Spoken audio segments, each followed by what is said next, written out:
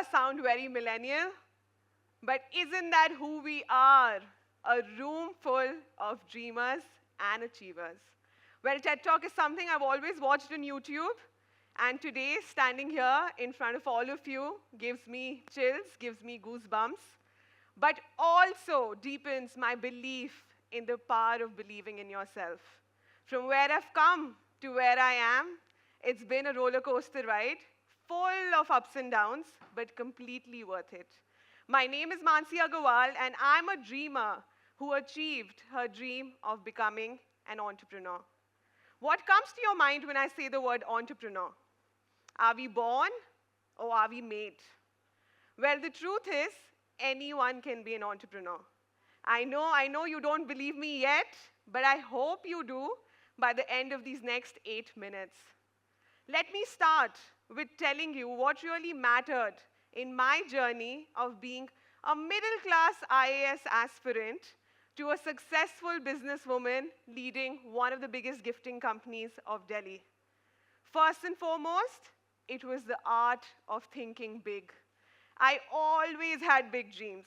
I remember back in school, I used to sit with my friends and tell them how, when I grow up, I'm going to buy my dream car, a black Range Rover, completely ignoring the fact that my parents were still driving a Maruti 800. They thought I was crazy. But aren't all dreamers considered crazy at first? We have a vision, we have a dream that only we can see. They often asked me, aren't you scared? How can you dream so big? What if you fall? And I always told them, but what if I fly? I graduated school in 2009, and as an idle child, joined Delhi University, opted for economic honors, and started my IAS coaching. Back then, I was given an opportunity to home tutor someone, and that's when I got my first pay. My first pay of rupees 500 only. But that 500 felt like 5 lakh. The confidence and the self-worth that I felt while handling that 500 rupee note changed my life. I knew in that moment, hustle or bustle, I will be my own boss.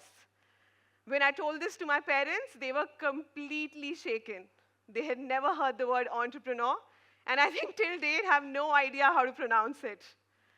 They, of course, wanted me to become an IAS officer, or if not, maybe a doctor or an engineer, anything which was safe and secure.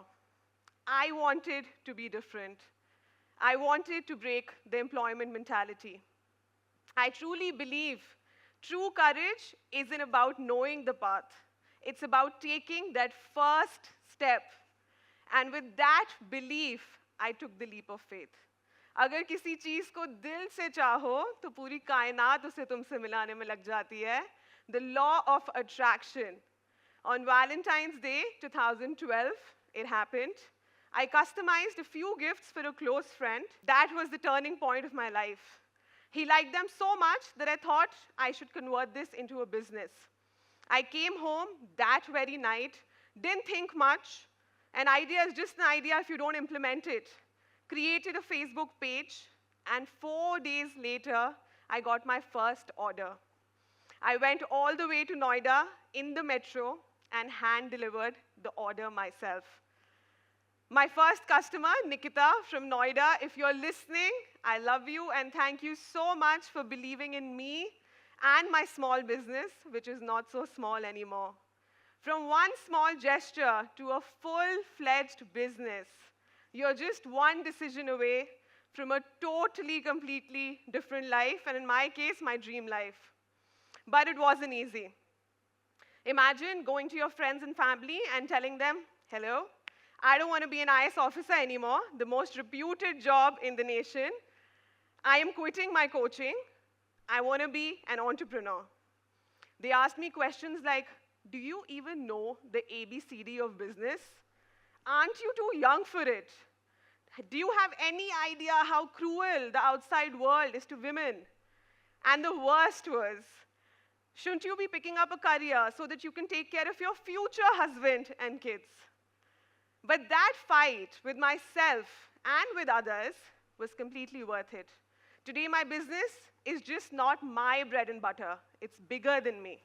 I've been able to create jobs and livelihood for people. You know what that means, right? I was able to give back to the society.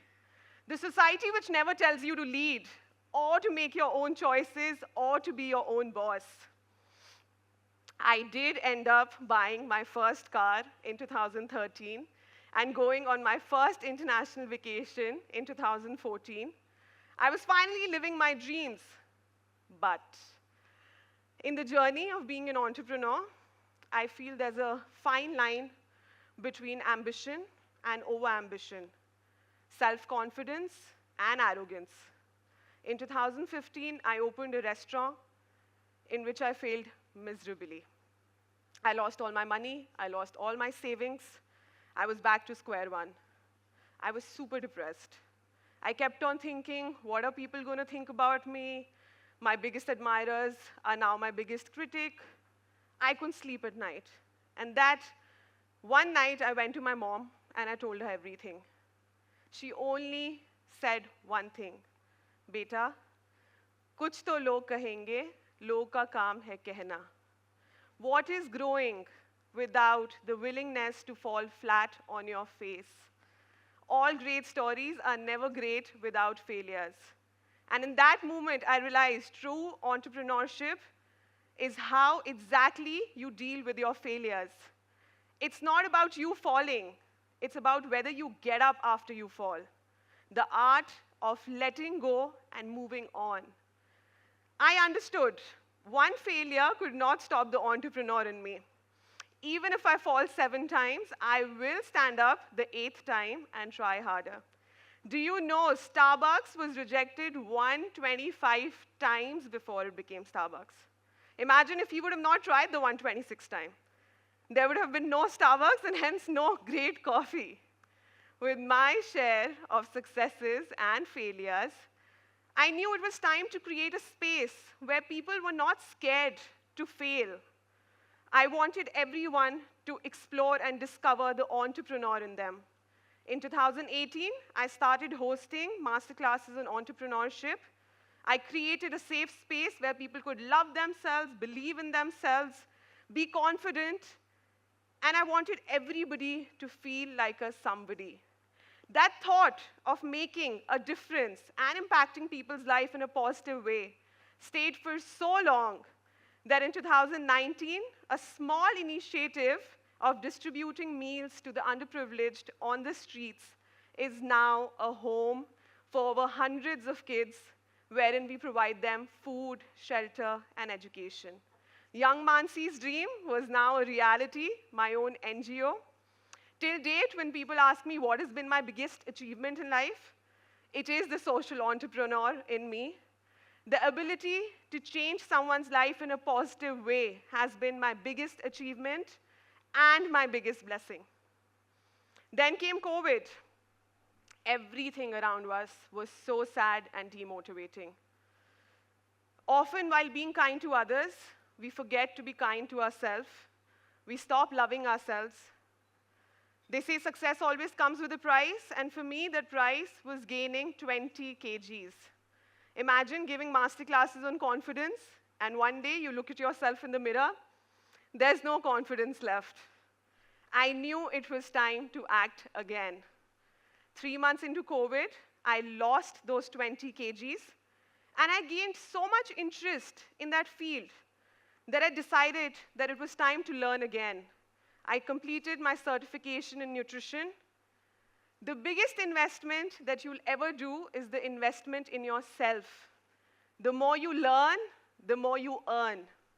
And with that thought, just 15 days back, I completed my certification as a yoga teacher.